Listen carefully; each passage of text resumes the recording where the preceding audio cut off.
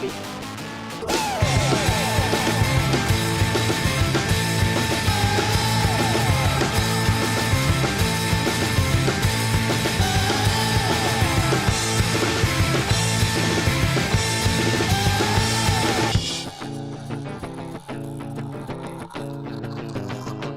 Before we get started, I do want to mention a local company called Weatherford reached out to us, and they have some pretty wild products, some CBD and some Delta 8 drinks. But it's a seltzer, right? It's a seltzer CBD. Yeah, so I'm going with the seltzer water. It's the white water. We have white water and what?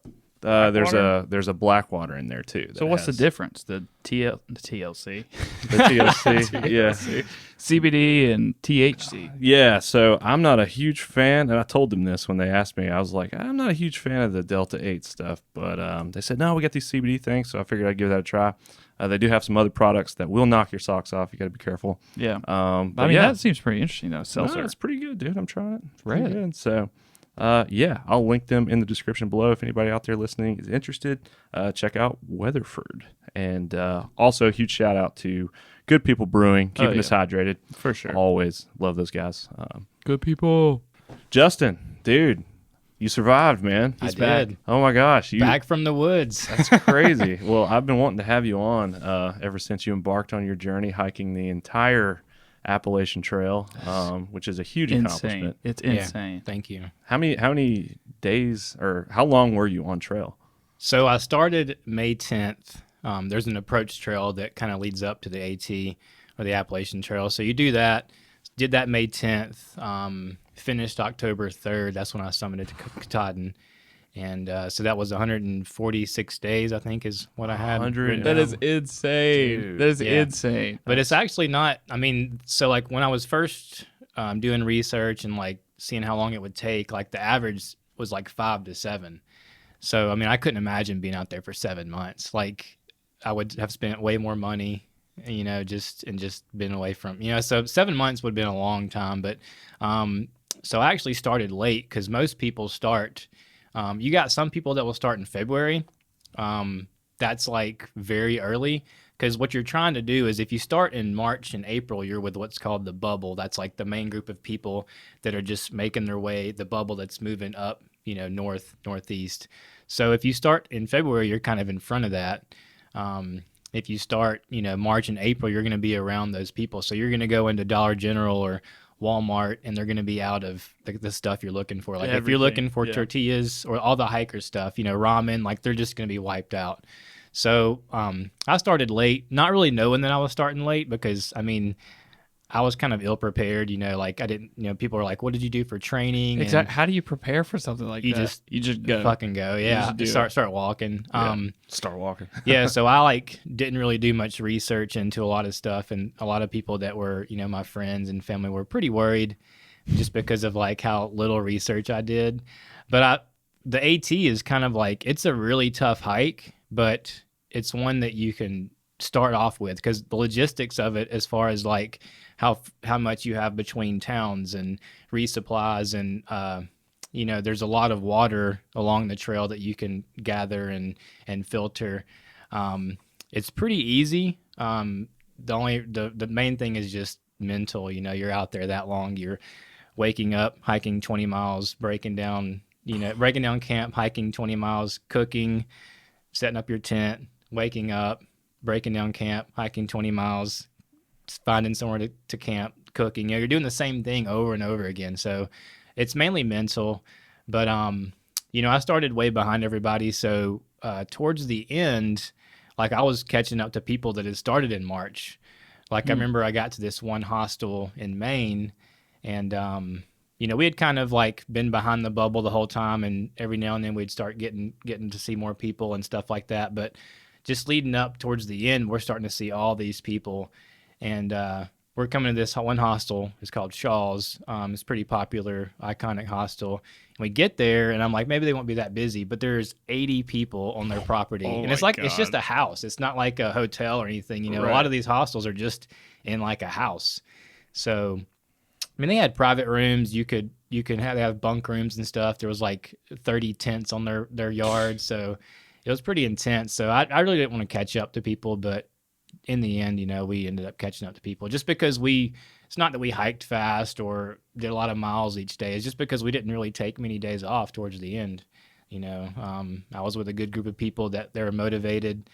They were serious about finishing. They weren't big partiers. Like if we went to town, we wouldn't, hey, let's go to this bar and hang out all night. They were pretty serious about doing miles and not taking a zero, which is like a day that you don't hike at all. You do 0 miles. So they were really, adamant about not doing zeros and knocking miles out and at the same time having fun. So I ended up with a good group of people for probably about 2/3 of the hike, and we knocked it out. Man, So- can you imagine like throwing down like one good night and having to wake up the next day and hike 20 miles? So there were people that they would call it getting vortexed. Like different groups would go to a town and maybe take like 2 or 3 days off. Like you just get stuck there. And it's very easy. Like when I was by myself at first, waking up at 8 o'clock and not really start getting your day started until 9 or 10. But towards the end, you're running out of daylight. So the last 2 weeks, I think we were getting up at 5 a.m., rolling out of camp at 6, hiking until 6 p.m. because, you're further north, so the days are shorter. So I remember, I think one of the last few days, like sunset was at like 6 p.m. And this is before time changes, before you get into winter. So this is just fall. I think up there, their shortest days, like it gets dark at like 3:30, which is insane. Like I don't know if I could handle that. Yeah, I didn't know just that. because you're further north. You really have to be motivated and self-discipline, self-motivation. And I'm not really good with that. So like there were days where, like I said, I started at 9 or 10 and, hiked until, 7 or 8 p.m. because during your longest days, it doesn't really get dark until like 9, especially if you're further south. So you're able to just kind of be lazy about it. But towards the end, you really got to kick it into gear and get your crap done. Well, dude, let's take it back. So when did you decide, hey, I'm going to tackle the Appalachian Trail in its entirety? Mm-hmm. People section hike and just do different parts of it. Yeah. I mean, we were talking earlier before we started rolling that Katie and I went and did the Timberline Trail in Oregon, and that was only, I think, 3 nights, 4 days, 40 miles total, and it was all we could do to finish. Towards the end, we were like, "Oh my God, get me out of the woods! I'm done." You were just ready to get back to the hotel. So, what was the motivation to even attempt this in the beginning? Yeah, so I've always enjoyed, hiking and camping. I'm more like, I say I enjoy hiking, but I didn't think I enjoyed it that much. Because I had friends that were always like, I didn't really ever see you as a hiker. And there was a lot of people that I met on trail that were like, I'm not a hiker. I'm just out here doing this. So I think it was last year when I finally decided to leave Publix. I'd been there for 14 years. And 14 years. Yeah. Wow, dude. Yeah. And so That's crazy. finally decided to wrap that up. And like traveling and photography had always been something that I wanted to do. And I started reading into like when you should start, and I heard, March, April. So I was like, okay. So at the beginning of this year, I took a long trip in my van. I was gone for, I think, 50 days, drove 11,000 miles. And I was towards the end, I'm like, okay, if I want to do the AT, I need to get back home and really start getting ready for it. So, I think it was towards the end of last year when I finally decided, hey, I got to do this thing now because I don't know, where I'll be next year. I don't know if I'll find a job or if I'll be stuck in my van, doing just photo work for anybody. So I was like, I'm just going to go ahead and knock it out. So I think that was kind of when I finally decided to. And then I think leading up to a few weeks before, I still wasn't sure. So then I started buying shit, and I'm like, okay, I got to actually go. If This is for real. I'm going to buy all this stuff. Yeah. Now, would you consider yourself like an ultralight hiker? I wasn't at first. So, you hike 20 miles. You like, I need to lose ditch some stuff. Well, Yeah. We've had you on the podcast before. Obviously, you're big into photography and stuff. How much camera gear did you take with you? So I took my Sony A7R4, and I took the lens. Had one extra battery. I had the camera strap. It's not like the one that came with it. It's a Peak Design strap that you can easily click on and off. And then I had a small tripod that, was just like a tabletop tripod. So I think all that together weighed 4 pounds. which at the beginning I'm like, oh, that's nothing, you know, but looking back, fuck no. So I ended up sending the tripod home like after a month because I used it like twice. And then I ended up sending the strap home eventually because I got one of those clips that you can clip on your backpack Just on your strap. backpack. Yeah, and it was terrible as well. I hated it because, I mean, you think if you put it on that's 2 pounds that's just pulling the front of your strap down. So like I could probably only hike with it on there for a few miles and it would start to bother me. Yeah. So I'd kind of swap it up, you know, leave it in my pack some. If I'm constantly taking it off and shooting here, shooting there, putting it back, and then hiking some more and shooting, you know, it didn't really bother me. But it was just, you know, they call the AT the green tunnel. You're walking through the woods without a view for probably like 95% of the time. Dang. Yeah, so I really didn't shoot a whole lot, so I would probably leave it in my bag most of the time. But yeah, it was probably 4 pounds with all that. But once I got it down to just the camera, the lens, and one extra battery, I think it was, you know, a little over 3 pounds. How much do you think your bag weighed when you started? So when I started, they have a thing called base weight, and that's your everything you have minus food, minus fuel, and no water.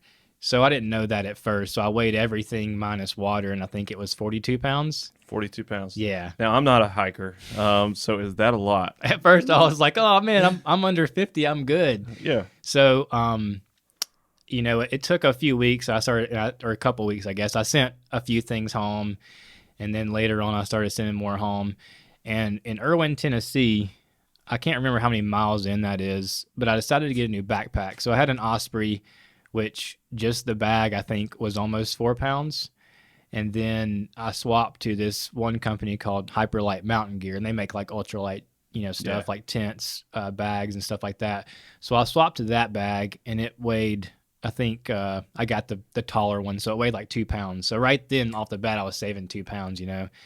And then I was like, okay, I got to get serious about this if I want to finish, because I was very adamant about starting at Springer and ending at Katahdin, because a lot of times if you're running out of time where you're going slow, you hike up and then you do what's called flip-flopping, where you'll get driven or fly and you'll go to Katahdin and then you start hiking south. It just buys you more time because you're hiking with the weather changing or whatever.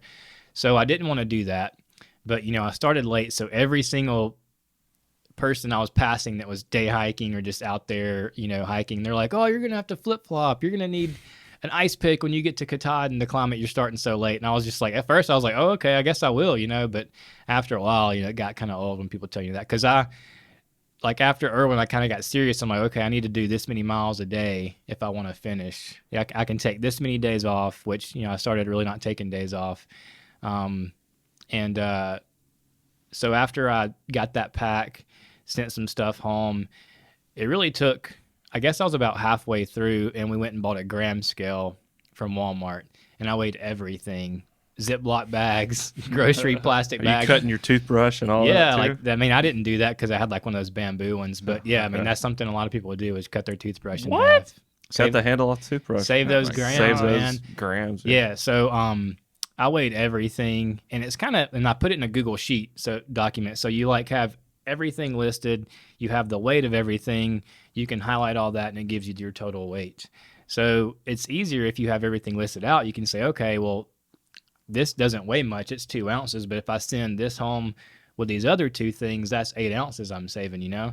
So I did that, and that's when I probably sent home a lot of shit. Like, it was summertime, so I was like, I don't need my jacket, I don't need my rain jacket, which I probably should have kept my rain jacket at least, because I mean, most of the time if it's raining, it's too hot to hike in anyways, because you're like, is my arm sweaty or is it rain coming through, you know, because you just get drenched inside from sweat if it's in the middle of summer. Yeah. So I sent home everything. I think I had like just one extra change of clothes for like if I got to camp and I was wet, I had something dry at least, but a lot of times I just kind of wore my hiking clothes. So after I sent everything home, the lightest my base weight ever was like 13 pounds. Oh, dang. Yeah. So at the end, you know, I kind of just started like, yeah, I didn't want to carry anything. That's a lot of weight to drop from 40 to 13. Yeah. 42 or whatever. So, and that was including my camera. So like if I ditched my camera, I'd be, you know, right at 11 pounds. That's crazy. That's crazy. Yeah, and I got it down pretty low, and it was really comfortable hiking with that. You know, there's a lot of people that will say they're lighter than that, or they're like, if they don't care about weight, they're like, oh, it doesn't matter if your pack's that. But I enjoyed it. It didn't hurt my hips, didn't hurt my shoulders as much. And so what was your absolute, like, I have to have this, I cannot send this home no matter what? Did you keep your camera the whole time? Yeah. Okay. I would say is my camera. Okay. Because I mean, like, there's like, it got down to what you have in your pack is your tent, your sleeping bag. You have, I even sent my cook stove home, so like I wasn't cooking any food. Oh my god! Were you just cold soaking or what? Yeah, cold soaking. So like if the first time I ever heard somebody doing that, I was like, this is stupid. Like, what is cold soaking? So what most people do is, you get some kind of container to put rice in or put ramen in, and you just pour cold water in there, or just water that's room temperature. And then you start hiking, and eventually it soaks it up, and you just eat the ramen cold. That sounds like the worst. Really bland, it really does. But like, man, like just getting to camp. If you get to camp late, and you're like, oh, I don't have to boil water, I don't have to pour it into this container and wait 10 minutes for it to cook. Like it's really awesome to have your stuff ready. But I mean, like probably 20% of the time, I actually did ramen or rice in there. What I would normally do is get like an 8-pack of frozen burritos. And they're good for like 5 days unthawed. Really? Yeah. Okay. What kind of burritos? Just the cheap ones from Dude, just the ones that are bean and tortilla. Yeah.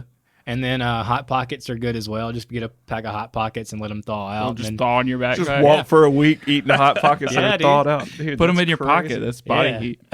Heat it up. Yeah. Yeah. So it sounded crazy when I heard people doing that, but I was like, okay, I can send my stove home and save a pound. But I was like, do I really want to eat cold ramen and stuff? And that one dude that was like, nah, dude, just carry burritos. Like that was kind of my selling point. I was like, okay, if I can just get away with burritos and, let's do it.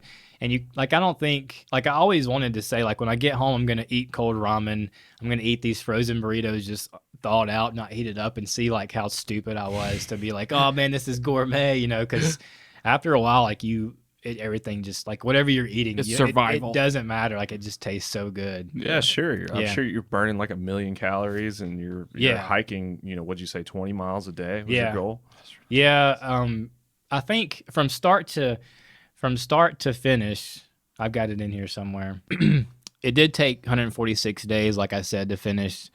And I think I took 10 days off, like 10 zeros. So that adds up to being like, divided by or whatever, 16.1 miles per day. But I mean, like the first day I hiked like 8 miles. Where is the official start of the Appalachian Trail? It starts at Springer Mountain. Springer Mountain in Georgia. Yeah. Okay.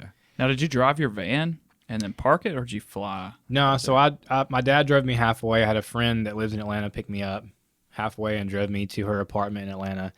Then I had another friend that lives like west of Atlanta that drove to pick me up, and she drove me to the trailhead. Okay. Which you do the approach trail first. It starts at Amicalola Falls, so it's like 8.5 miles. So you do that first, and then you cross the first white blaze, which white blazes are what you follow on the AT.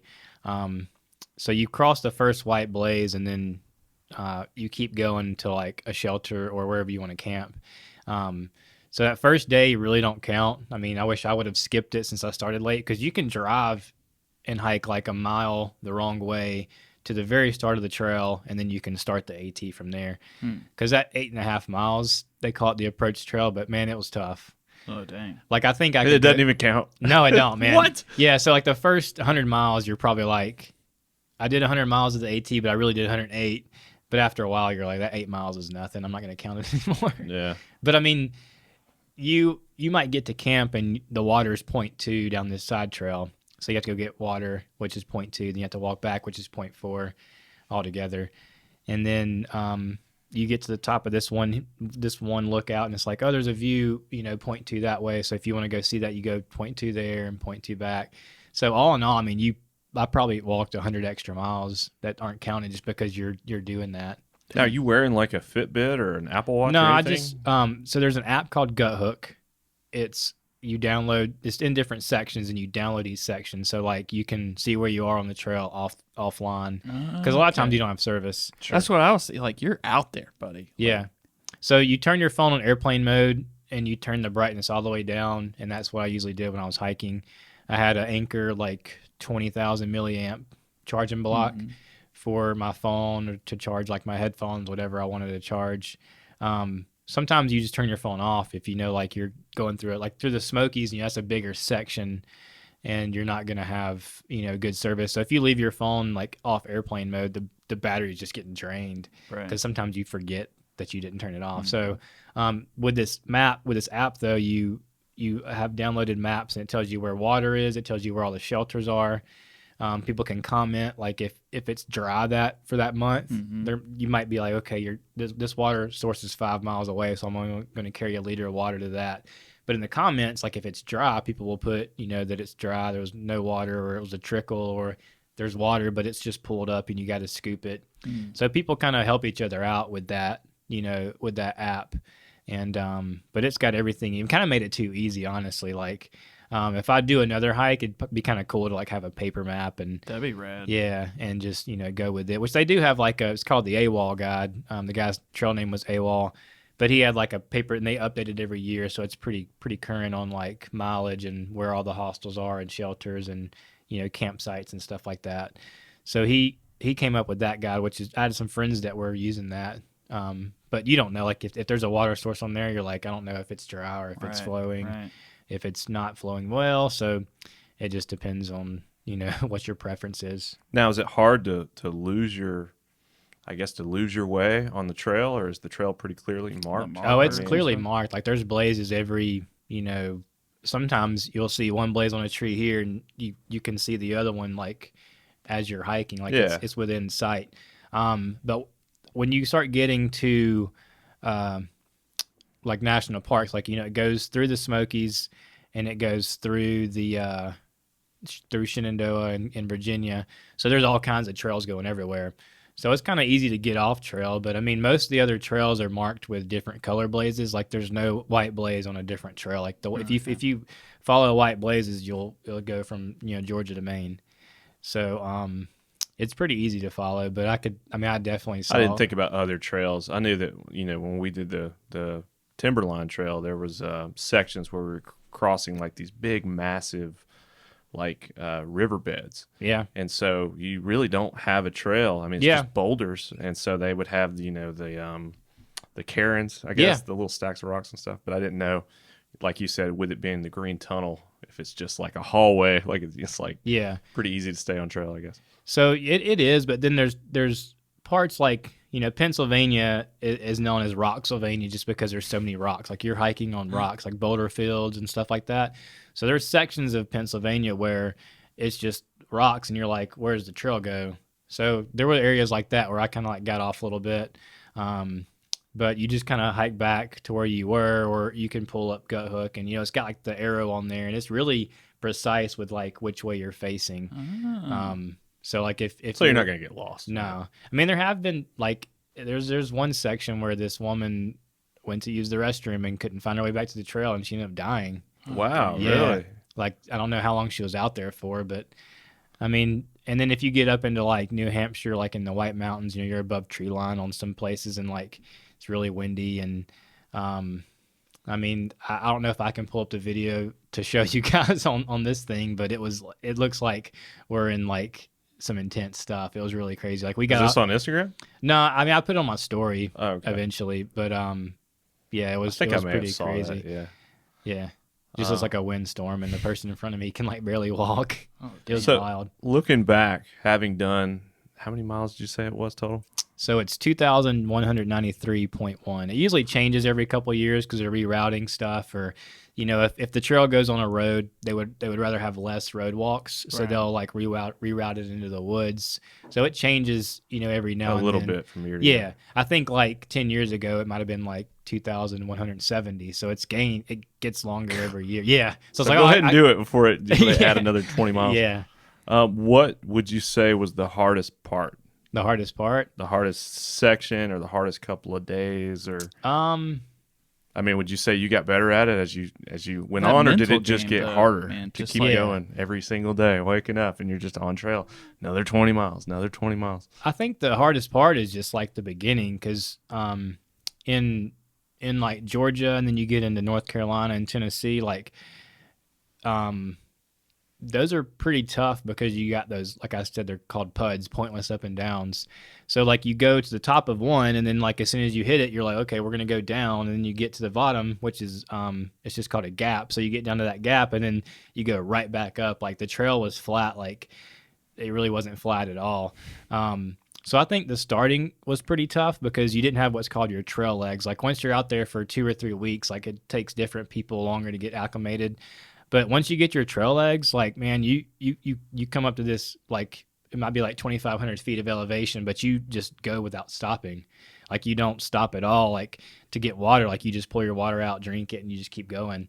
I remember getting to this one section in New Hampshire, and there's a lot of day hikers out there, and like, you know, I'm with this one woman that's really short, and I'm with this other guy who's like super skinny and small, and like we're passing all these dudes. They're like, go work out every day, and they're probably like, the fuck, man, like, you know, these small people are just like zooming past them.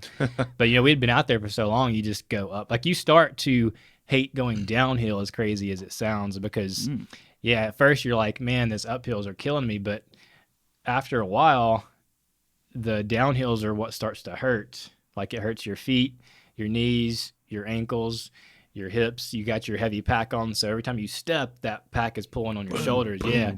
So going up might hurt your will and make you tired, but if you take like a 10-second break, you're good. So the ups don't hurt at all. It's the downs and the rocky downs and stuff like that you really start to hate after a while. Did you ever like lose your footing, or you didn't fall off the side of a mountain any time, or no, have any but close calls? I fell, like, as far as just like slipping and falling, you know, on your butt, between that and like actually falling, I probably fell about 10 times.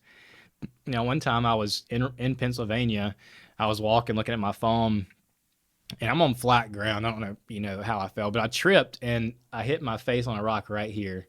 Oh, yeah, like it was like all bloody, like scabbed up right there, and that was probably the worst that I had, you know, fell. But I mean, I don't see how I didn't hit like another rock or something like that. But there were times where I would slip and, you know, just put my arm down and everything would be fine. But that was probably the only time I fell, and like actually, like I'm surprised it didn't break my teeth or something like that. Yeah, it was really. There was just like really, a boulder there that you just like it was. Couldn't get your hands up fast enough. It wasn't. Yeah, I didn't put my hands up at all. I just caught it full face.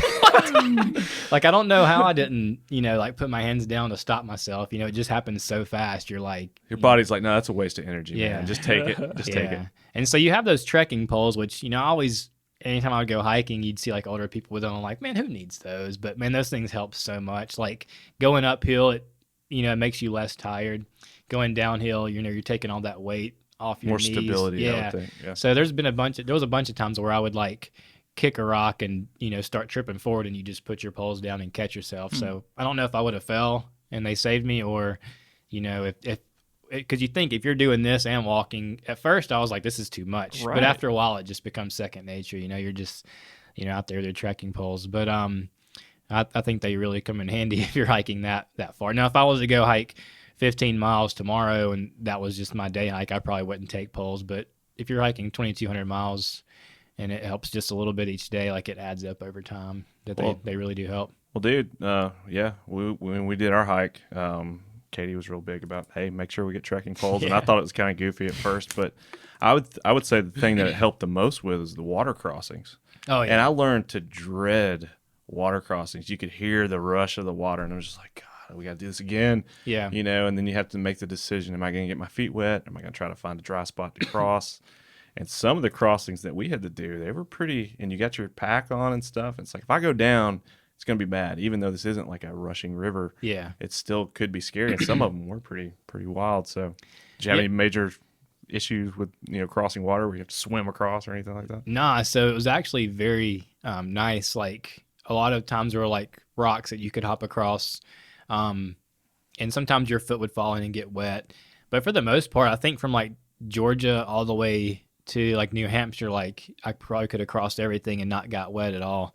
Wow. Yeah, but then when you get to Maine, they're just like fuck bridges, and like you have to ford rivers. Like some of them are way steep, and the Northeast this year got like the most rain they've had since like the 70s. Because I remember going through Massachusetts and like the mosquitoes were just, I thought mosquitoes down here were bad, but they were absolutely terrible. Just because like stuff flooded and then it started to drain. But after a while it was just like the perfect mosquito breeding ground. Sitting water. So like you're walking on these little boards that they've built, you know, through like marshes and stuff. But if you stop, you just get like covered in mosquitoes. Like you couldn't even stop to pull your water out and drink it. Like you just had to keep moving. And I don't know if this is true, but somebody's like, yeah, mosquitoes fly 3 miles an hour. So as long as you're walking more than 3 miles an hour, you're good. So I was just like trying to run through that. But when you get up to Maine, you know, like there was one day where it had rained like 3 days at like maybe in the evening or at night. Like I didn't really get wet from the rain, but I remember it raining like every night. Even if it rained upstream, it's making its way towards you. So I do remember like crossing some rivers, and like you look at the picture on that app I was talking about, and it's like people's ankles are barely in the water, but it's like up to your knees, and you're like, okay, well this isn't too bad still. But there was one we got to that was like, it wasn't even that wide, but the water was moving really fast. And I remember going in, or like we get there and there's some people on the other side. They're like, don't cross right here. You know, it was really bad. And you're just always like, whatever, you know. I'm coming. Yeah. So I like walked upstream a little bit and tried to cross. And I remember I was fine. And then I got to one part where it was flowing really bad. And it started to push me back. And I just, out of reaction, I just stuck my pole back and it got caught on something. And I was like, fuck, you know, I'm good right now. But I mean, like as soon as I started moving, like it took me and like knocked me over. Oh, it did? Yeah. And so I had my trekking poles in my hand. So I'm trying to like, you can't swim because it's so shallow. You're just kicking rocks. You know, like my shins were all beat up. My knees were bruised and stuff. Yeah, dude. Yeah. And the water's like coming over my head. You're soaked. Yeah. Like my, the backpack I had was made of Dyneema, which is like waterproof. So luckily my camera and my sleeping bag and extra clothes and quilt and stuff like that didn't get wet. So like I'm trying to like make my way to the side. I'm getting pounded in the face with water, like swallowing water. And I had to let go of one of my trekking poles just so I could grab rocks and move over. So I only made it out of that with one. Like the other one. Oh, you lost it? Yeah. Like one of the guys that crossed before us lost a trekking pole as well. So I mean, there's no telling how many rivers, or how many trekking poles that river is claimed. Yeah. So I get to the other side, and the woman that I'm with, she is like 4'11", and I'm lucky that those people were there, because if they weren't there, like they helped her get across. Like she tried to do it her own. Like they went over there and got her pack and hiked across with it. So she's coming across, and like they're behind her. Like just, you know, I don't see how they're standing there because the water is just like pounding them in their legs and their hips and stuff. But she got to a certain point, she just gets washed out. So they like lock arms, and they pretty much have to like just lift her up and like just carry her to the other side. Yeah. So like I don't know how bad that was like when it's not flowing that much, but that kind of like, you know, we got to another river crossing and it's not that bad, but it's just like PTSD, you know. Yeah. As soon as you hear the water in the background, you don't see it until you're right there on it. So it reminds me of that scene from Into the Wild when he decides to go home. And he just gets sucked in. And it's just like, I can't do it. No way. It's crazy. That's kind of how it was. Like, you know, he goes out there and it's not flowing at all, but then he comes back and it's like an actual Russian river, and he's like, I can't cross here. But I think if he would have got a proper map before he started that, there was like a railroad crossing like a mile upstream. He could Christopher McCandless would still be around. Yeah, he could have just walked down and crossed. Man, but you know, he was. Well, that was always in the back of my mind when we did the Narrows. I'm like, if it starts raining and flooding, we're all dead. Yeah, like, we watched. We are screwed. We were pulling up YouTube videos and stuff before we went out there, and I was floods. like, man, those flash floods. Not even that. We're on the strong. bus. We're on the bus, and they're like talking about it, like, oh, you see all the trees that are down, like way up there. Yeah. It's like just because that's where it's flooded. They had a bad flood out there this year, and man, we saw all it. Kinds of signs over and stuff like that. It was like it covered the road and it's rolling these giant boulders and stuff. Katie pulled it up. Yeah, water is pretty scary, man. Like especially when it comes on that fast, you just can't picture a flash flood. Like you think it's like you can't outswim that, because it's like chocolate milk with Debris boulders and trees, and it's just like So I was always scared of that too, because we did the Narrows, and I definitely thought of that. And then we also did another hike out there. It's I think Canaraville Creek Falls or something. It's like an hour from Zion.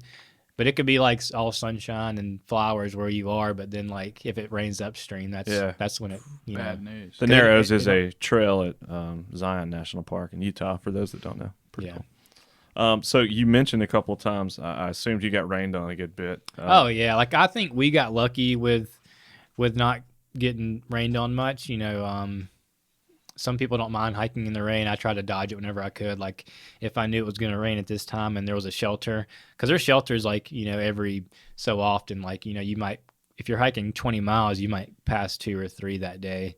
And you try to end up at one or just camp wherever you want to. Yeah, if I was coming up on a shelter and I was like, okay, it's supposed to rain in an hour, like I'm just going to go sit in the shelter for a while. Because in the summer, it's those showers, like it rains for 30 minutes and it's done for the day. So I would try to avoid those when I could. But I remember when I first started and like you get to the Smokies and it was just, like it was raining and I'm like walking on the side of the trail trying not to get my feet wet. And then like the water just eventually runs down your legs and your socks are soaked, your shoes are soaked. So at the end, you're just like, screw it, just walk through the puddles. No major lightning storms or thunderstorms or anything like there that? was like tornadoes. I don't know. So Clemens Dome is actually the highest point on the whole trail, and it's in the Smokies. It's a little over 6,000 feet. So a few days before I had gotten there was a pretty bad storm where they said people were getting struck by lightning up there. Oh my gosh, dude, yeah, that's crazy. And like the rangers aren't going to go up there and get you because then they're in danger. So they just told them to like, go down into below the tree line. You're exposed on Clemens Dome because that's where like that little walkway is for like a little observation tower you can walk up. So it's a very popular spot because you can park down there and it's like not even a half a mile up like a paved path that a lot of day hikers. So just visitors, day visitors. Yeah, but the trail just goes right through. Like that's actually mile 200 when you hit that that observation tower. I wonder how many people get killed by lightning up there every year. I don't know. But one of the woman that I was hiking with, she's from Colorado. So like anytime we were above tree line, like out in New Hampshire or Maine or Vermont, she was pretty worried about lightning and stuff because she had to deal with that in Colorado. Yeah, sure. But yeah, and then like we get to Massachusetts and like the first hurricane in like 15 years is going to strike New England like directly.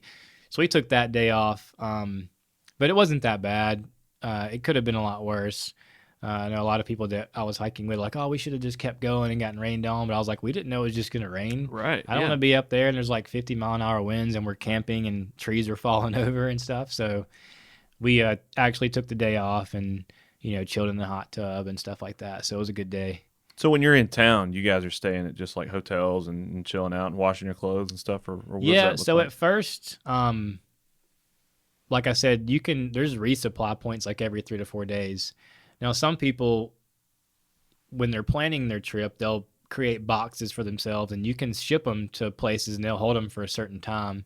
So usually you can work with somebody back home. Like my mom and dad sent me stuff, just different boxes and stuff. But I didn't do any of that because I was like, I don't. There's enough places that you could just stop in town and resupply. Like I bought a bunch of stuff and left it at home. Like, and if I ever wanted my mom to send me some, like a bunch of Muir sides, like the pasta and the rice sides, a bunch of ramen, just different snacks and stuff like that. But after a month, man, you're tired of eating the same stuff. Oh yeah. So like, you don't eat trail mix anymore, because like if any like they call it trail magic or like when people give you stuff like so if a hiker's like or a day hiker or a section person's like, oh, you want some trail mix? You're like, no. I'm good. Appreciate so, it. Let's keep going. Towards the end, you're eating like Snickers, gummy candy, crackers like the Ritz crackers and anything to get that sugar in your bloodstream. Man, like you're eating like just potato chips. You're packing out stuff that you just is regular food versus like, oh, this is like Cliff Bars. Like I've never really been into Cliff Bars, but Same. They're terrible. Same. But and then like I said, burritos and Hot Pockets and stuff. That's the first I've heard of that. Hikers and he's just eating burritos and Hot Pockets. And it's nice. That's not the diet you think of. You get to camp and especially if it's late, you just break those out and you're done with dinner in like 5 minutes instead of cooking and all this stuff for 30 minutes. And anything to clean up, you just stuff the wrapper. Yeah. But I think I got away from the original question. What did you originally ask me? I don't know. I forgot myself. But tell me about like these places that you're stopping to camp each night. Are you trying to stop at a shelter every time, or are you just finding places on Gut Hook? Say, hey, this is a good place to camp. And what are you camping in? Yeah, like do you have a destination in mind of like I got to make it this many miles, or you're just like I'm tired, I'm putting up my tent? Yeah. Are you in a tent? Or are you doing a hammock, or what are you camping in? So I know like a lot of, I had a tent and a sleeping bag. Is it like the ultralight? Because I see these guys that they take their trekking poles and they actually use Yeah. it and just a tarp basically. Oh, that's cool. Yeah, And so I it's didn't have just one of those. ultralight. I had a Nemo Hornet tent. So the minimal trail weight for it, which I don't really know what that means. I guess it's like if you take away all the bags that it comes with, was like 2 pounds, which is still pretty light for a tent. So my tent was 2 pounds, and I started off with a 30-degree Nemo sleeping bag, and it was like 2.5 pounds. So it wasn't super light, but it was light compared to like all these other sleeping bags I'd seen. And then the sleeping pad I had was a Thermarest Neo Light or something like that. It's like 12 ounces or 14 ounces. So it was pretty light as well. So I thought I had all this light stuff, but I just had too many clothes, like way too many clothes and just, shit I didn't need. But yeah, so a lot of people will plan out like I'm going to sleep at this shelter the first night, and they'll plan out that for like a month. So one thing that I read when they're like, don't plan out far in advance because by the second day your plan's already screwed. Mm-hmm. So like I didn't plan really at all. Because you have some days, I guess, you don't make your mark or you don't get as far as you want, or maybe you extend it. Yeah. You go further. Yeah. So so there's shelters, every so often. Sometimes they're pretty close together. Sometimes it might be like 10 miles between shelters. So at first, I would sleep at shelters. The first couple of nights I slept in the shelters, but then you got to worry about the mice. Like the mice are running around at night. Dude, I didn't even think about that. And they're used to people being there. And Yeah. stuff. So, I mean, at night, everybody's sleeping. So the mice run around, and like if you are eating at the shelter and you might drop a couple scraps of something, or if you leave your bag there, they'll like, if you have like a pack of nuts like in your little hip belt, they'll like chew right through it, and they know where the nuts are. They'll get them out.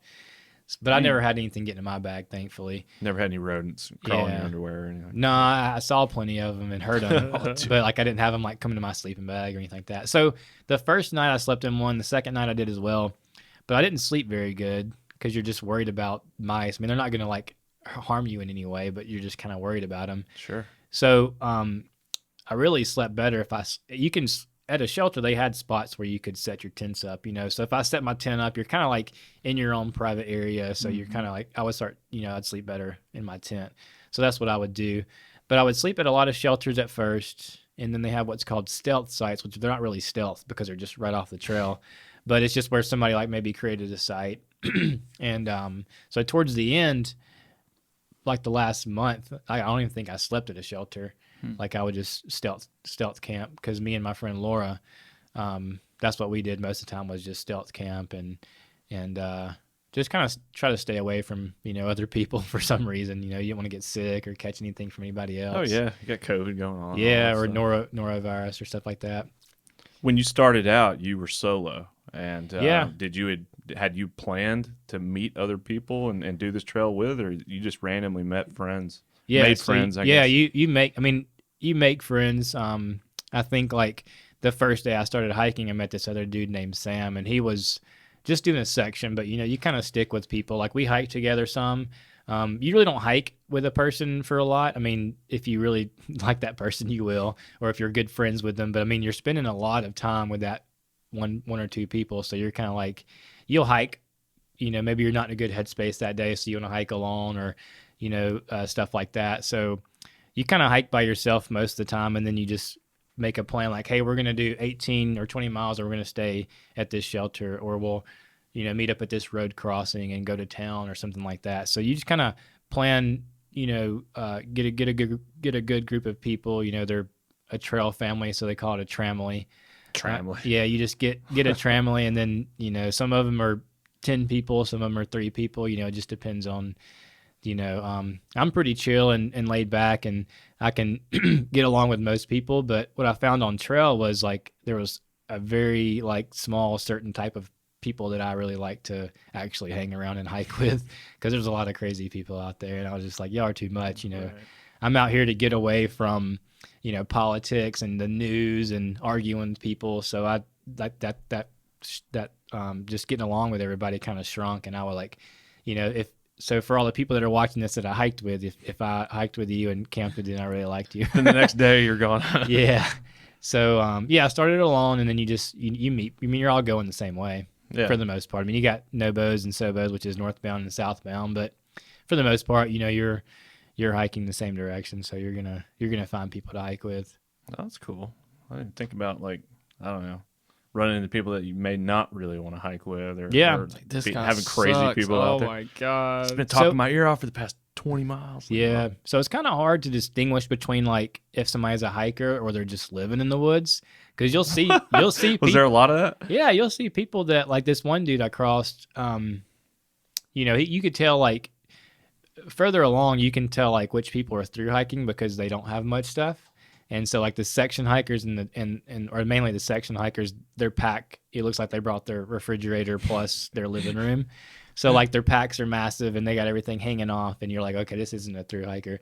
But eventually you start, I would see people that, this one dude had a hatchet and stuff like that. So I remember getting to a shelter, and this dude was really quiet, and it was just me and him. And he had a hatchet, and I was like, where are you hiking? He's like, I'm just hiking north. I was like, are you through hiking? He's like, no, I'm just going to Tennessee to do some fishing. I'm like, what are you doing, man? So I was like, I'm not staying with this guy. But come to find out, some other people had talked to him, and he was a pretty cool guy, but he was just real quiet when I talked to him. And You saw that hatchet. Quiet guys with a hatchet. Yeah, didn't want to stick around. So you kind of, and I don't know if y'all ever heard about it. In 2019, there was a guy that actually killed a dude, and then chased his girlfriend down the trail and almost killed her. But What? No, yeah. And so people were I heard probably 20 different things. They arrested him, they couldn't find him, they found him, but they couldn't put anything on him. So he's out and about again. I mean, you just hear all these different the Appalachian things. Trail massacre. Yeah. And then you got that dude that killed his girlfriend in Wyoming. He just went and started hid out on the trail. So I mean, you just never know who you're going to come across. But for the most part, I would assume everybody's. Everybody. Cool. So not everybody's an axe murderer. Yeah, that's true. That's true. Well, dude, that's wild, man. How many states does the trail go through? So the Appalachian Trail, I got a thing right here that I can read. I don't know if you want to put this at the beginning or not. Oh man. So the Appalachian Trail is the oldest trail in America, and it's the longest hiking-only footpath in the world. So it goes 2,193 miles, 0.1 miles. Gotta say the 0.1. From Springer Mountain, Georgia, to Mount Katahdin, Maine. So it traverses the whole Appalachian mountain range. So it goes through 14 states. It goes through 8 national forests and 2 national parks. And it goes to a bunch of small, trail towns, through fields. There's some road walking that you got to do. You hike around beaver bogs. Never knew that was a thing. An alpine bog was something that I kind of figured out what it is, what that is. I'd never heard that term before. I don't know what that What was is. an alpine bog? So you just get to the top of, I guess it's where snow maybe sits most of the year, especially up north. This is where it is. And then so you could take your trekking pole and stick it in there, and it just goes all the way down. So if you were to jump in that, some people, if you're shorter, certain sections, maybe it's deeper, your whole body would get submerged. Oh my god, it's like quicksand or something. Yeah. So I remember seeing that meme that's I always thought quicksand would be a bigger problem in my life. That was pretty much quicksand. Yeah. Wow, dude. So that's crazy. but they have these boards that they build. They're about this wide, and there's usually 2 of them, and you just walk along those. Now, sometimes you're like, why did they put these here? Sometimes it's to protect the vegetation. Sometimes it's, to protect you. But for the most part, they're in the right spots. But sometimes it's just we could have used those boards, up here, because you're walking through mud. Up to your knees. Yeah, dude, it was pretty rough. Damn. That's crazy, man. Who maintains, I guess, everybody That's in what I was cooperation? thinking. Who every state plays their own part. I guess Yeah. there's a lot of Keeping the volunteers. trail. So you have the ATC, which is the Appalachian Trail Conservancy. They'll, I don't know if they oversee the whole trail. I didn't really ever pay attention to much, but you always see the ATC does this and that. So a lot of thru hikers don't like the ATC. So you'll see on the bench at the shelter, somebody fuck the ATC and stuff. Why? Like that. Why not? I don't know, because so Virginia and Pennsylvania were pretty dry when I went through there. And so some people put out water caches for you. So it's just you might not have any water from the trail. So you just come up to this road crossing. You're like, oh, thank God somebody left 10 gallons of water. I'm going to take some. But the ATC would go and remove those because they want you to have like it takes away from like the hiking experience. Shut up. But sometimes, that's so dumb. But sometimes you need that to survive, just depends on what section you're on. And so they just do things like that, but I didn't ever have an issue with them. Yeah, I guess that would be. But then there's different clubs in like every state. Like Maine was like the Maine Appalachian Trail. I don't know what it was called, but there's different. Like we would come across different people, and they're like, "Yeah, we maintain this section," or like somebody might be a volunteer, and they just like help maintain that section. And all they really do, I guess, is cut the brush away. Because there was some sections in Virginia, and they were like stickers too, like thorn bushes. It seemed like, because I was hiking with an older guy, and their skin is like more like fragile than ours, and his arms are all cut up and bloody just from walking through those little sticker things. But they were fine for me. But it was they're just pulling your clothes and stuff like that, scratch your arms up. But I would never like bleed. But there's some sections that could have definitely been better. Like, I think one section said, like, Virginia Tech, like, I guess it's, in Virginia, the college, Virginia Tech. I think they, like, maintain a certain section. But they're not holding up there into the bar. Yeah, it seemed like, I think that was the section that was really, really bad. All right, Virginia Tech, step it up. Right? Dude. But I think it was, like, spring break or something. But, I mean, the growth was, like, from a couple of months, though, it seemed like. So I guess that's how they kind of do keeping the trail maintained. Yeah. Is there any way to like report, I guess, the Gut Hook app, if there's like a section of the trail that's been washed out or a tree's fallen or something like that? Yeah, so I mean, you could look on there and see different comments, like maybe somebody said a fresh tree fell or something like that. But I mean, most of the time you'd come across a tree that had fell, and there's just like a small trail that goes around it. Sure. Yeah, just go until they cut it. But usually, they'll just cut out the small section and then just leave the rest of the tree to, let nature do its thing. Did you ever come across any wildlife? I mean, besides the mice that you said were in some of the shelters? Yeah. No black bears or anything? So I saw 14 bears. Actually, 15 I have it written down right here. That's too many bears. Dude, that's way too many bears. Did you have to get a bear can at any point? Or you just... No. What are you doing with your food? There's like a bear can? Yeah. Correct me if I'm wrong. There's a can that you put that it like insulates and seals your food, so there's no. Okay, all right. Sorry. For audio listeners, the way Alex is doing his, it's like he's wearing a helmet, and he's like a bear. You mount it. You got this bear helmet that you wear, yeah, and it keeps you safe from the bears. Okay. But no, there was some people that would hike with a bear can. My friend Laura, she started with a bear can and she finished with a bear can. She didn't have to have one, but I mean, you don't have to hang your food because each night, like if you're not like some shelters will have cables that you can hang your food on and pull it up, and then you hook it and it stays up there. Some shelters will have bare boxes. It's just like a toolbox that open up and you put your food in there and then you shut it and latch it. But once you get kind of farther, because I guess they have to drop those with helicopters and stuff because nobody's going to hike out there with those. But once you get a certain distance from like roads and stuff, you have to hang your food. So you just throw a rope. At what point in the trail is like, okay, bears are a problem here. Like we need to be aware of bears. From start to finish. And they know that trail. They're watching people walk by. Sure, yeah. Where did you see your first bear? So the first one I saw was, I think, the first day I got into the Smokies. So you're like, almost 200 miles in. That was my first. But I saw them. They're like way down this one little, like gap kind of thing way down there, and they didn't even know I was there. But a lot of scary. No, I mean, so I did have an instance with a bear that was pretty scary. I'll get to that. But for the most part, I mean, they're more terrified of you than you are them. So, like, I saw those, but then my first actual occurrence with a bear where it heard me. So, like, you kind of, like, hear stuff all the time. Like, you hear a chipmunk, and the chipmunks sound, like, way more massive than they are. So you're like, is that a bear? Crunching through leaves. Yeah, and you're like, oh, no, it's a squirrel. It's a little chipmunk. And then you're like, you hear something else. You're like, is that a bear? And you're like, oh, it's a turtle over here. So you kind of like learn what makes what noise. But when I got to this one section, I'm just walking by myself and I hear what sounds like a car driving through the woods. Oh my! And I'm like, that's something's a bear. Charging you. Yeah, it was running. If they hear you, they're gonna go the opposite way. Because if they have those bear bells that you can put on you and you walk, and it's just a bell that makes noise, or they tell you to, if you're walking and you're talking with somebody that's with you. If a bear hears you, it's going to take off running the opposite way. They're just terrified of people. So I hear this, what sounds like a car driving through the woods, like going away from me. So I was like, that's a bear. And then I hear like something on a tree, but so these two cubs just run up the tree, and the mama bear runs away.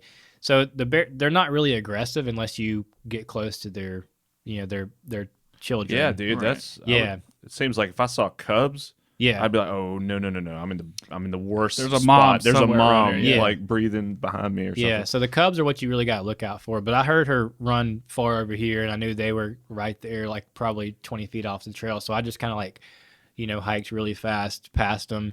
When I got to the other side, that's when I like pulled my phone out and recorded some videos of them. But I never stuck around to see like the mama bear come back.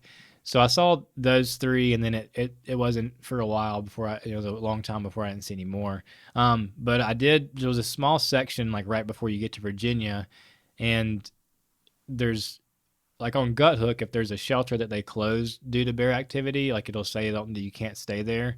But I mean, like, I don't know who's really coming out there and checking. Closed due to bear activity. Yeah. Is that basically a nice way of saying someone was mauled by a bear here? Yeah, and, or they would, come into camp and actually, they wouldn't leave. Because usually if you make noise at them and, just be loud, they'll move away and make their... Oh, we got a cocky bear that's not leaving. Yeah, so if they have like an aggressive one and it's around a shelter, they'll close that shelter. So you had to do like a 25-mile day. And I remember like everybody talking about like they're going to plan to get around that, because it was a big deal. So I remember walking, and I see these other hikers come in the opposite way, and they're like, hey, we saw a bear up there, just FYI. So I was like, okay, I'll be on the lookout. So I see one like on the trail pretty far down. So I had my trekking poles, and I just banged them together, and it heard me. So it like just kind of started running off the trail. So I hiked past it, and then like I come around this one turn, and they're probably like 30 feet away. There was a bear like sitting there. So it stood up and it saw me. And so it took off running. But there was a bear, like two bears in trees. So like I started hitting my sticks together. And it's kind of scary watching them come out of the trees because they just like, they fall and they just like kind of scratch the tree to slow themselves down a little bit. And they'll just like smack the ground. And it's on the ground with you. Yeah. So it fell. And then once it got to the ground, it just took off running the opposite way. I've never been in a situation where I'm watching multiple bears descend from trees upon me. That's crazy. That's insanity. I thought, okay, because my head is at when I was in the Redwood Forest, we were on a trail, and they warned everybody about elks, and the elk is the big one. Elk, the Elkins. plural. Elkin, yeah. Deerses. And they don't give a shit. Like, we were coming, I was on a trail, and we were stuck on a trail for about 35 minutes because an elk had come out, and he's just standing in the trail. Yeah. He doesn't give a shit about any of us. Yeah. And an elk versus a bear, I'm like, a bear's going to kill me versus an elk. But, like, that elk didn't care. Yeah, like, bear's going to I run. would be... So, like, it came down to it. Like, the thing I really got scared of at first was, like, rattlesnakes. Ooh. Because, like, I crossed one in the Smokies, and it was, like, right off trail under some, like, this plant called a rhododendron. It's just, like, really thick off to the side. And you hear it? Yeah, so, like, I walked past it, and it rattled, and I just jumped forward. And, Dude. like, oh my God. And then I took my phone out and started recording it, because I was past it. You get closer and closer. Yeah. So, and then I was like, damn, I got to worry about snakes, like, especially if you're walking off the trail to go, use the restroom, you got to worry about snakes. And then it got to, ticks is what you have to worry about. And that became the most terrifying thing because I always thought they were, Lyme disease is the main thing. I always thought they were pretty big. You could see them, but they call them nymphs. Like the smaller ones, especially before they like attach and like have any blood in them, they look like a speck of dirt. Luckily, I only had one tick the whole trail that I know of. That you know of. Yeah, like it was right underneath my sock. Like I had rolled my sock down one day. We got to a spot and it was sitting there, but it hadn't been on me for long. I don't know. I heard different things as far as like they have to be attached for 36 hours or 12 hours before they can even transmit the Lyme disease. And not all the ticks have Lyme disease. It's just a certain one. So that became like the most terrifying thing. And at first I was scared of bears, but once you see some and you see how they react to humans, you want to see bears. Okay. It makes your day better when you see one. So the scariest instance I had with the bear. Oh, we're not even to the scariest instance. Yeah, no, that one was fine. The bear's coming down, the mama bear. Okay, all right. So I get what to this, type of bear? They're just black bears. These are all black bears. Yeah, they're not grizzly bears. No grizzlies. Okay. Yeah, all right. I mean some of them might look brown, which most grizzly bears I guess are brown, but they're all just black bears. They're more scared of you than you are of them. I know they're a lot of times they're just misinterpreted, like, oh, there's a bear, it's scary, but like, man, they're Exactly really what I cool to thought. watch. Yeah. So I'm sitting at this one tent site that we hiked to, and my friend Laura was behind us, and I didn't want her to pass the tent site because you had to like hike into it and find different spots. So I didn't want her to pass it. So I walked to the beginning of it where it breaks off the trail, and I'm just sitting there eating my food, and I just hear something walking on the trail. I'm like, oh, here comes somebody. No, it was a fucking bear. And this thing was probably like 15 feet away from me. And, you're supposed to make noise and not like run away from it. But the first thing I did How do you was not stand up. freeze up? Yeah, the first thing I did was stand up because you don't want to be like, you want to make yourself look as big as you can. So the first thing I did was stand up, took a few steps back, and I just like yelled something at it. And it looked at me, and it just kind of like started walking into the woods. And then I put my food down that I was eating and started clapping, and I could hear it like, kind of started speeding up. But it was funny It's because just walking up on you. yeah, dude. I mean, it sounded like it was walking, and I could hear it. But then as it got closer, I'm like, that doesn't sound like a person. And then it just rolled around the corner, and it was like right there. Oh my god. So luckily, it wasn't dude. aggressive or anything like that. But that was the most scared I've been as far as like animals go.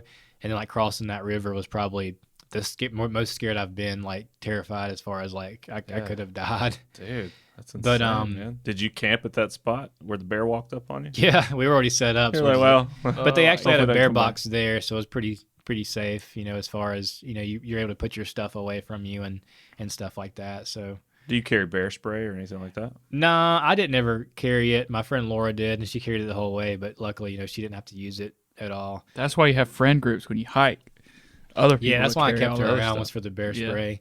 Well, dude, after that bear would have walked up on me, I'm like, next stop, I'm getting some bear Yeah. spray. Bear spray. But no, I mean, yeah, they're not scary. Like I said, the thing I worried most about was the ticks and the snakes, especially copperheads. Copperheads don't have any kind of rattle, so you can just, I saw like 4 rattlesnakes, which is pretty low compared to some people. 4 is Copperheads, still a lot. yeah. Now the copperheads, I probably saw maybe 5 or 6, and they were all in Pennsylvania. So like I said, Pennsylvania has a lot of rocks. So I remember getting to certain like lookouts where the sun hits that section a lot, and they're just like in the cracks of the rocks, which they're pretty deep. Like you have to like get on your knees and like reach down there if you wanted to grab it for any reason.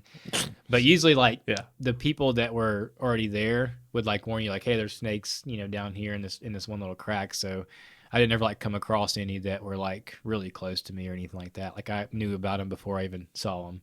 So that was pretty nice. Dang. Copperheads, man. I wouldn't have even thought about copperheads, snakes Yeah. in general. Was Yeah. there any point in just sleeping like at night? Or Yeah. you got nothing Hammock, to man. do. You got to but- get a hammock. Yeah. Just get well, off the ground. I mean, like, so the cowboy camping is like when you just like lay your sleeping pad out and you get your sleeping bag and you just like sleep in Just that. sleeping under the sky. Yeah. We only did that once, but I mean, like, I was always scared to do it because of snakes, spiders, and ticks. Like, I didn't want, any of those to really get on me. But if it wasn't for that, I probably would have done it a lot more.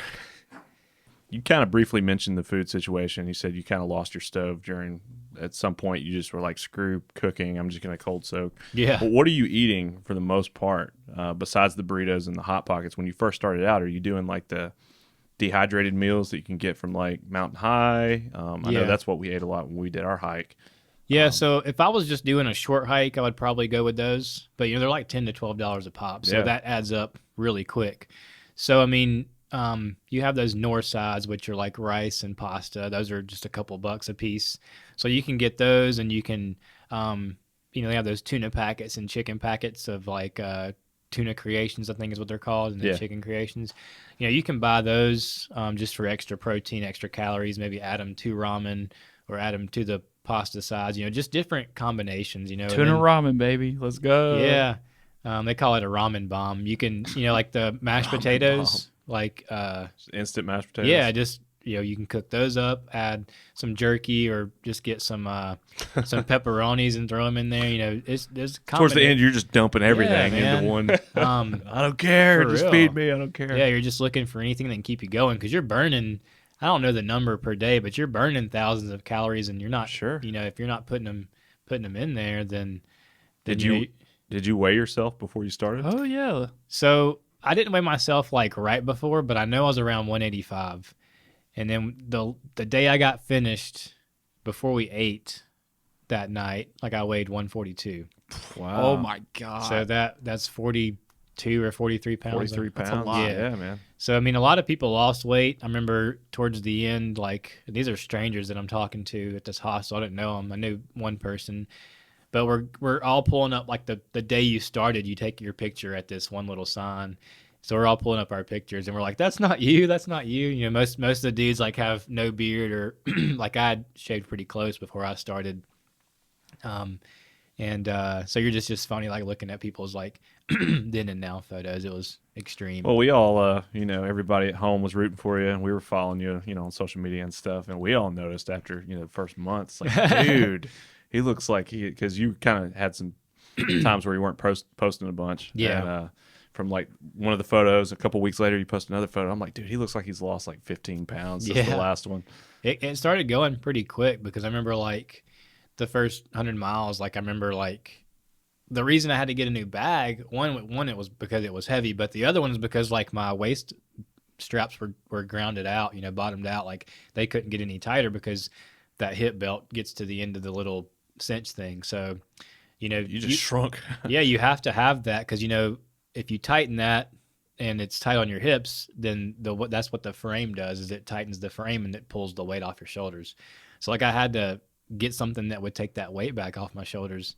And that's kind of like when I started sending stuff home and getting more into lightweight stuff. So that's when I got that new pack. Turning into mountain man. Yeah. So what's the mental game like? The mental what are you like doing all day? You're hiking all day, every day. Exactly. Are you How do you listening to stay- music? What are you doing? Yeah, Motivated. so at first I was listening to music, and then I started listening. Like I never did podcasts, like some people did podcasts, but music for the most part. And then like I started like if I knew I was gonna have service, or like if I knew I was gonna be able to charge my phone the next day, like I would just go to YouTube and pull up like replays of Alabama football games and just listen to the whole game. It's like 2.5 hours, 3 hours, so it makes it go by quick. Because you're looking for things to pass the time. Because out there listening to NASCAR or anything. yeah, so like you'd be hiking and you're like, okay, it has to be at least been 2 hours since I started, but you're like, oh, it's been 30 minutes. You're like, so you're just looking for stuff to pass the time because you're gonna get your miles, but the time is what you're looking to pass. So I would listen to those football games, and then I started like downloading books and listening to those because. You think like, oh, it takes me a while to read a book, but I mean, if you're listening to a book, it's like 8 hours. Yeah, it's like 8-9 hours. It goes like really fast. Book a day, man. Yeah, Dang. for real. But then I started hiking with other people more so, and you kind of just talk to each other. A lot of times, like I said, you hike away from people because maybe you have different paces. Mm-hmm. But after a while, you just kind of like, if you've hiked by yourself, you're like you want to talk to somebody and get to know them all day or something like that. So. That helped a lot with, coming across people that, I kind of, we took each other in and became like that tramway thing I was talking about. So we kind of looked out for each other, if you're like, hey, I'm going to go get water, do you want water? Do you want me to grab you some or, stuff like that. So it helped out with the mental. You mentioned earlier that your backpack wore out, or that you just lost so much weight that you couldn't cinch the belt. Mm-hmm. I would imagine your shoes would probably wear out. Yeah. Did you have a brand new pair of shoes when you started, or yeah, did so you have to change shoes? I got some Hoka on a. It looks like it says Hoka 1-1. I don't know if anybody has ever heard of that brand, but it's on a. They're called Speed Goats. Somebody recommended them to me like before I started, so okay, I'll go with those. And they were really nice. I think that first pair lasted me like 700 miles. And then I got this crazy looking pair of shoes. They were Hokas as well. But the back of them was like, it stuck off real far. They look like space boots or something. I don't even know why. Like, you always kind of want to stick with the same pair of shoes because like you don't want to just throw a curveball in there and your shoes are all. Stance is all different. Yeah. Because I didn't even know it was a thing like different millimeter drops in shoes. Like there's a brand called Ultra and they are 0 drops. That means like the front of your foot and the back of your foot are the same. Like with boots, the back is more lifted. And with these Hokas, they have a 4 millimeter drop. So it means it's up just a touch. Because I remember at first, like I walk on my tiptoes a lot, especially if you're going uphill. You're just doing that front foot strike. So like I kept having this discomfort in my Achilles tendon for like 3 weeks. I was like, do I have tendonitis? It hurt. It doesn't really hurt. It just feels like somebody's pushing on my Achilles. And like if you moved your foot certain ways, it would, So I kind of started not walking on my tiptoes anymore. I would try to do like more mid-foot strikes or whatever they call it. And it went away. But when I got this new pair of shoes, it came right back in my right foot. It was in my left foot at first, but it was only there for like a week and it went away.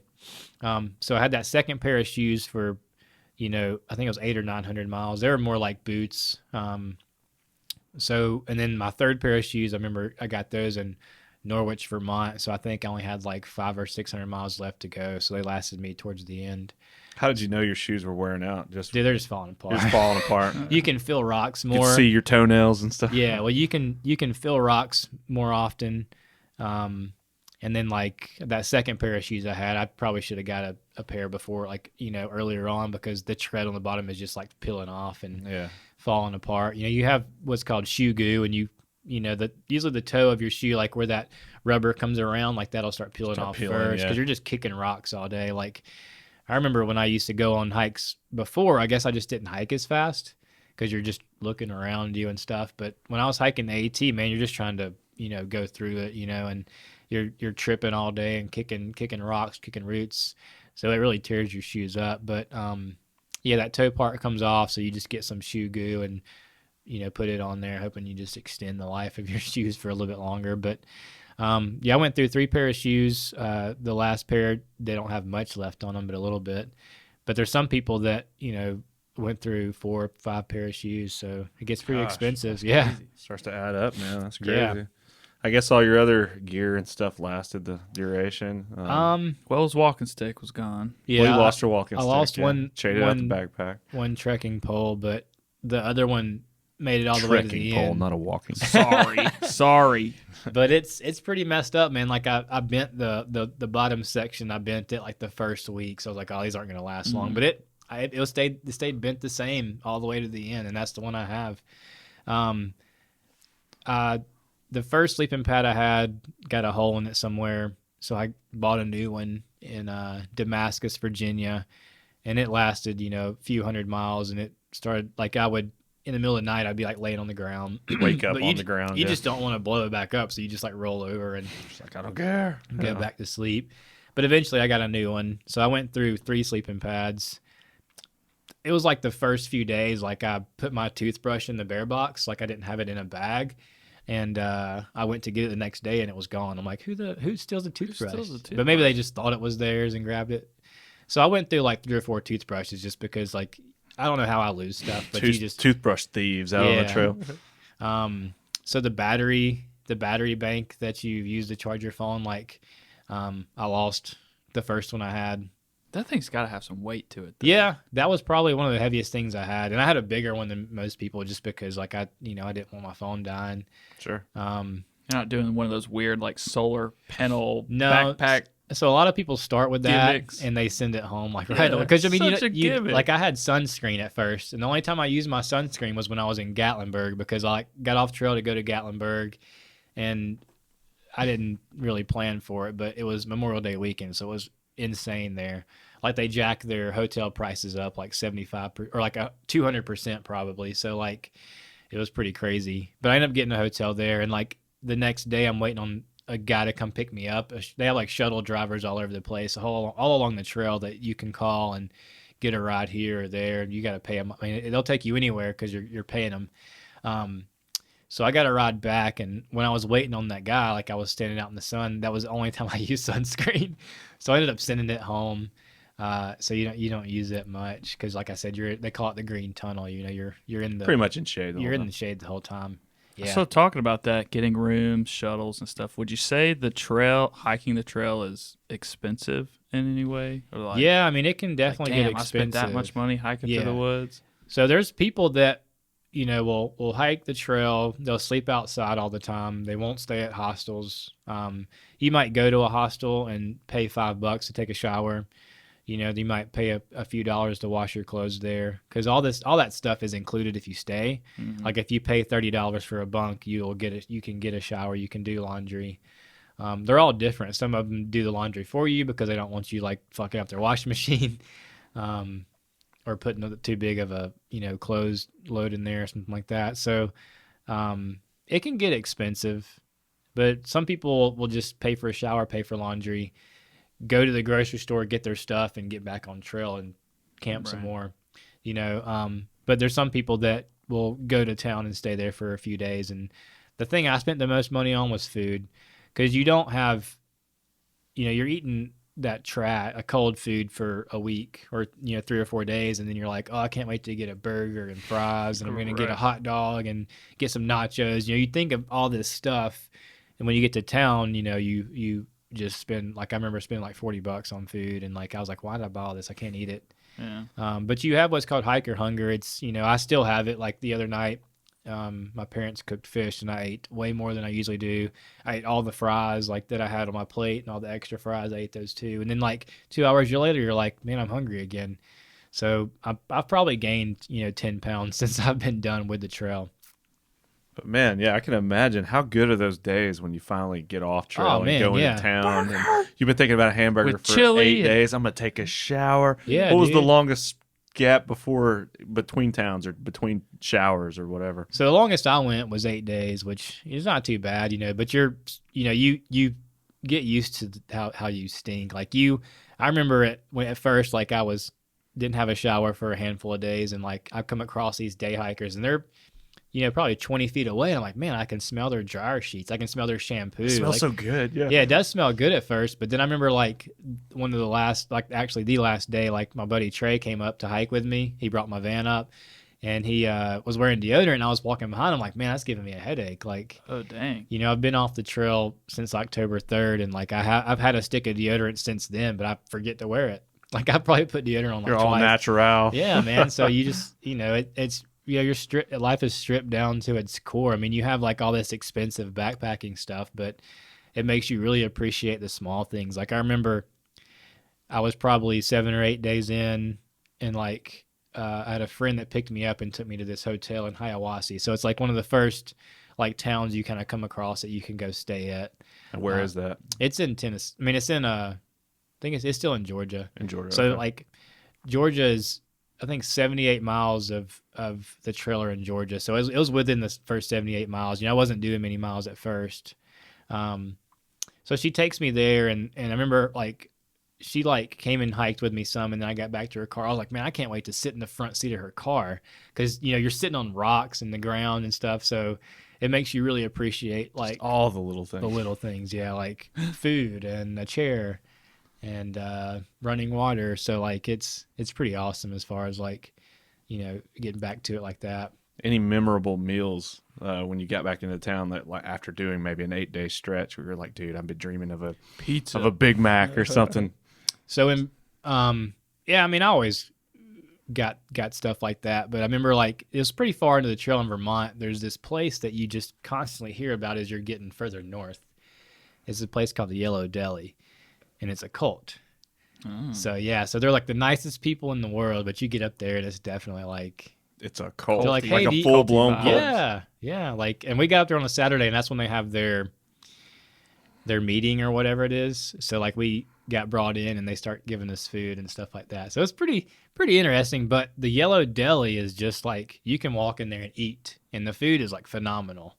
The food they give you for free wasn't that great. It was good, don't get me wrong, but like they give you a robe to wear, and little headband, and Yeah. here, light this candle or whatever.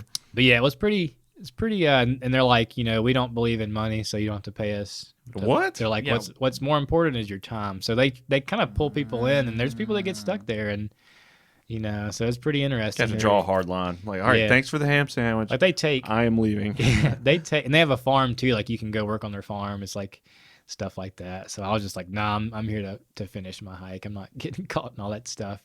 That's cool. They feed you though, I guess. Yeah, but the food that you in the restaurant you have to pay for. Yeah. But you get like free breakfast and free dinner and stuff like that if you're staying there. But they say like, your time is more important than money. So if you're helping them out, then that's better than you pay them. But they do take donations. I mean, they got to pay rent and stuff like that. Sure. So money is important a little bit to them. But yeah. All right, I got to check out the Cult Yellow Deli. There's one in like Chattanooga too, I think. Okay. There's like a few of them all around I can't think of their name.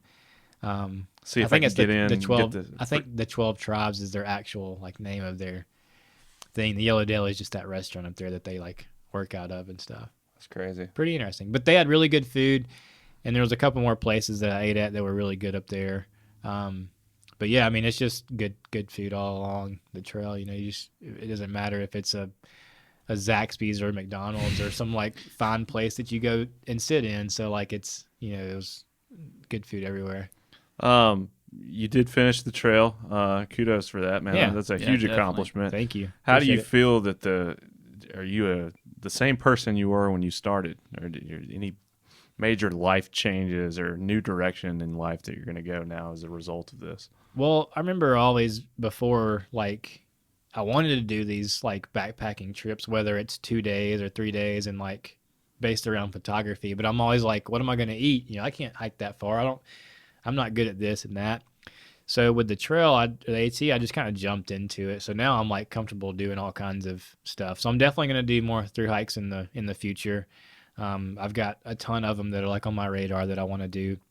But as far as like, a lot of people will get on the trail and they're like searching for, something, to touch their soul or like life changing. They're looking for answers, in their life or something like that. And one person, told one of my friends, they're like, whatever you're looking for to get out of this trail, like don't expect to find that at the end, and that was really important that I think she took that.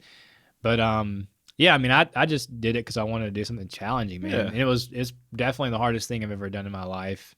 Doesn't have to be this crazy spiritual journey, I guess. I'm trying to think, I was watching this documentary the other day, and the guy said, like, sometimes it's, the journey will answer questions that you didn't know to ask in the beginning.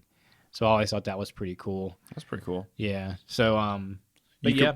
When you completed it, I'm sure you were ready to be done. Was there any point during the entire trip where you thought about throwing in the towel? Or you're Every like, day. am I really Every going to damn make day. it? Every day. So it's kind of like a continuous circle of like, what the fuck am I doing here? This is the stupidest thing I've ever done. And then 10 minutes later, you're like, oh, you come across this view or maybe a person that just changes your whole outlook on it. So you do that every day for a while.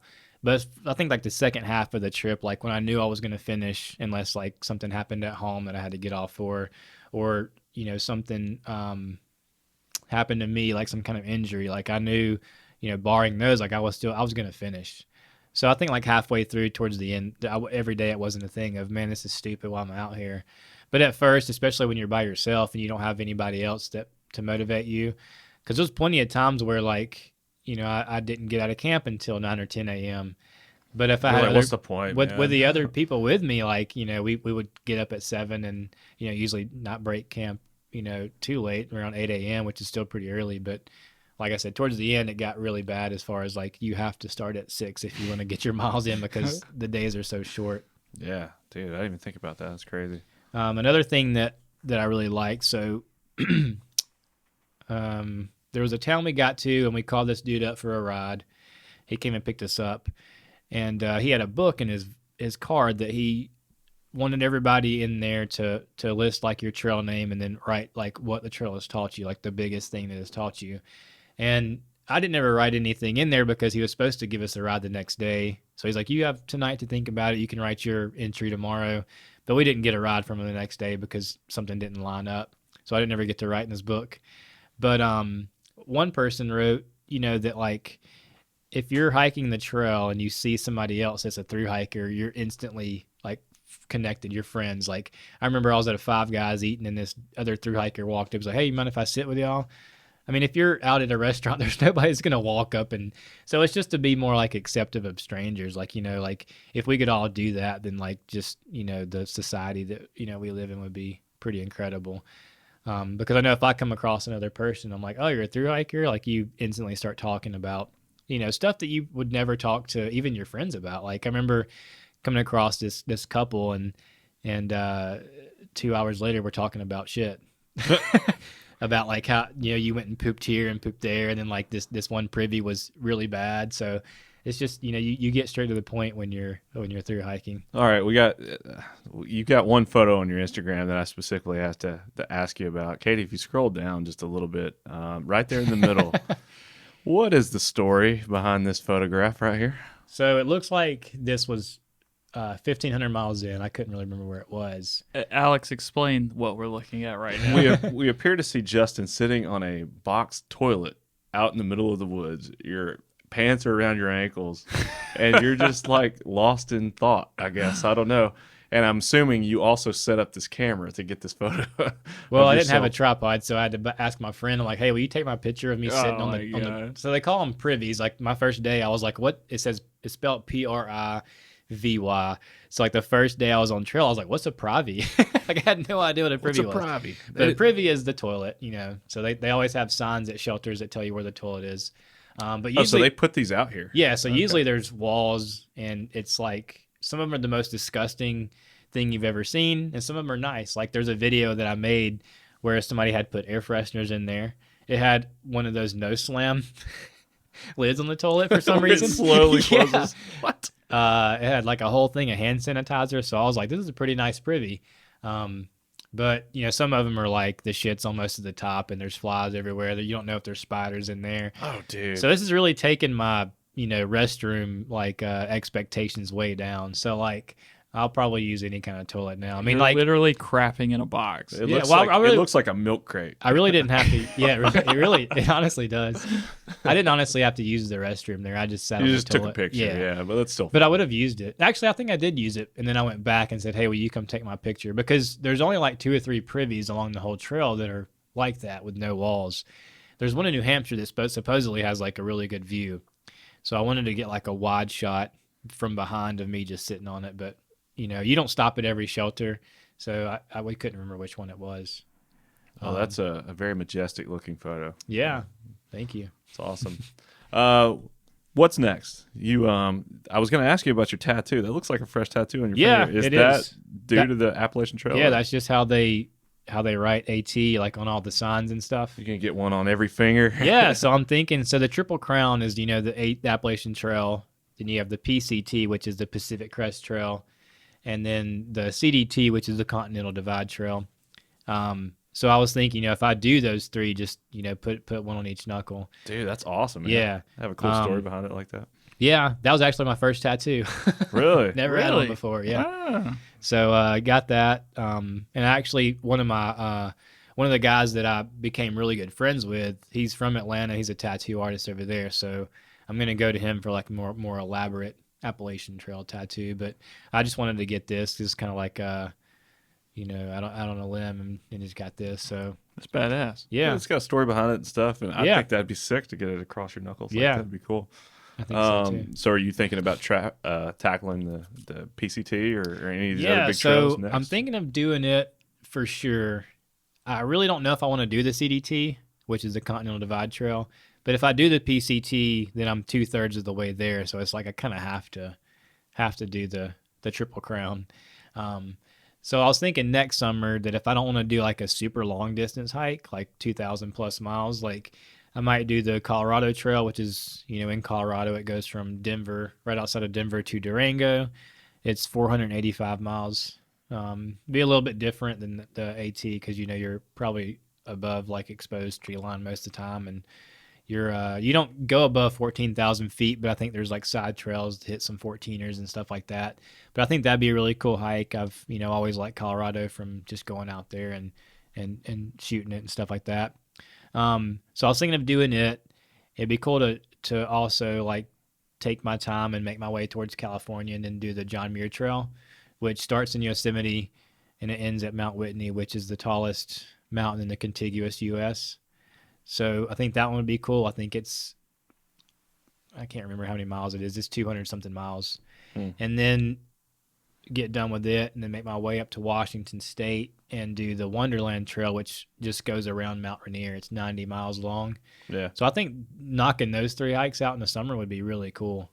But we'll see. You never know. So the Continental Divide goes, from like the Mexican border up, through Montana and pretty much ends at the Canadian border. But then in Canada, there's one called the Great Divide Trail, which goes through. It's only like 800 miles long, but it goes only 800 miles. Only 800 miles. But it goes through Banff National Park and Jasper National Park. But that one would probably be pretty intense because you got you got to time that right, man. Don't they get like buried in snow up there? Yeah, you got to do it in late summer, and then you got to worry about grizzly bears and stuff like that. But also, it's not like a trail. It's like you're following an ATV trail, then you might road walk for a little while, then you might get on this actual footpath. So maybe in a couple summers when I'm more experienced, I'll tackle that one. I hear you, man. Well, dude, you touched on before about writing in that guy's book your trail name and your experiences. Did you have a trail name? Yeah. Is that a thing? Let's hear it. My trail name was Gump, like Forrest Gump. But Let's go. Gump. That's a good one. Yeah. So being from Alabama, that kind of played a part. But then there was one night I was at a hostel and I drank like 3 Dr. Peppers. So I don't know if y'all remember that scene where he drinks all the Dr. Peppers and he's like, I got to pee. So like, yeah. Gump. Yeah. That's a good one. My boy Gump. Yeah. All right, man. So I don't know if you keep that going on to your next hike. Some people say, oh, you got to come up with a new one. But, we'll see. No, man. I keep Gump. That's Yeah. cool. I like it. Rad. I like it. Well, that's awesome, man. Well, dude, thank you so much for coming to hang and, Yeah. and telling us about your experience. And Yeah, I know if anybody else watches this that they've thru-hiked before, that was kind of all around the place. But hopefully it sheds some light on other people that are, I tell people, if you're ever on the fence about doing a thru-hike, just do it, man. would you recommend this one as a good first one to do? Oh, yeah. The trail is tough. Like, the trail is going to kick your ass. Like, there's parts where, people from the outside looking in might think, oh, he's just walking through the woods. But, man, you gain and lose like over 550,000 feet of elevation, which is like the equivalent of hiking Mount Everest, like, I don't know how many times, 20-something times, I guess. Too many times. Yeah, and it's not a dirt path all the time. You're rock hopping, you're rock scrambling. It's, there's been a blind guy that's done it, which makes it seem easy, but I don't see how he did it in some parts. There's a 5-year-old that did it this year, but I'm like, this 5-year-old couldn't cross this river. Yeah. They would be like, yeah. You're questioning the authenticity of yeah, the but I mean, 5-year-old. like, it's for everybody, the logistics of it are pretty easy. There's no training you need to do. I passed, I don't know how many people that were like, I don't have any backpacking experience, and I just hiked the Appalachian Trail. Like, it's definitely a trail you can just get on and start walking. Just start walking. Yeah. I would definitely recommend it. Life changing, it's kind of hard to explain. Like, I still can't put it into words about like how it impacted me. Some people probably can. Maybe I could write it in a book one day. I don't know, but it's definitely hard to express like how awesome it was to words. But like people are going to come up with excuses, excuse after excuse why they can't do it. And I do want to talk about tennis. Do you mind pulling him up, the older guy that I have a picture of? Yeah, I saw him on your feed too. Yeah, so I came across him. Right there.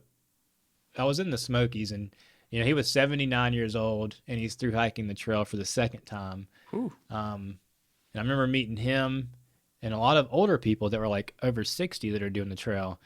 They come from all over the country, all different backgrounds, raised different, here and there. But one thing that they all had in common was they would always say, I wish I would have done this when I was younger.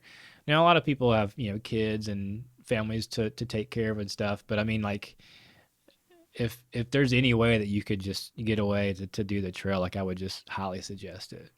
Because, I mean, it was either like college graduates that I would meet or people that were, above 50 or above 60 that were retired. There's rarely people out there that were my age doing it.